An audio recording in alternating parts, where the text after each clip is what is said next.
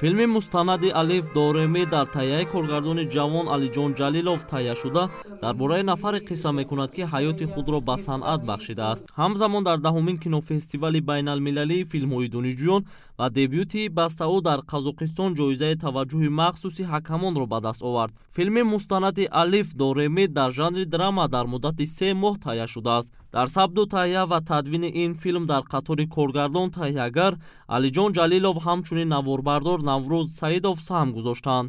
маротибаи аввал ин филми мустанади 18 дақиқаӣ дар шаҳри Алматои Қазоқистон дар фестивали минтақавии Медиа Камп ба намоиш гузошта шуд. ҳамзамон филм дар моҳи октябри соли 2022 ба ҷашнвораи байналмилалӣ дар Британияи Кабир роҳ ёфта пешниҳоди ҳаводорони синемо гардида буд. бояд гуфт ки имрӯзҳо аз ҷониби таҳиягарону синамогарон филмҳои баландмазмуну диданӣ таҳия мешаванд ки дӯстдорону ҳаводорони зиёд пайдо менамоянд.